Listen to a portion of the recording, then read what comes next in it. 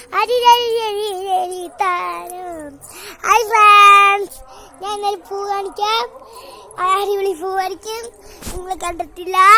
നമുക്ക് ഇന്നൊരു നല്ല ലൻസൈറ്റ് ആയിട്ടുള്ള വീട്ടിലാണ് ഞാൻ ഇന്ന് നിൽക്കുന്നത്. അതെൻ്റെ വീടാണ്.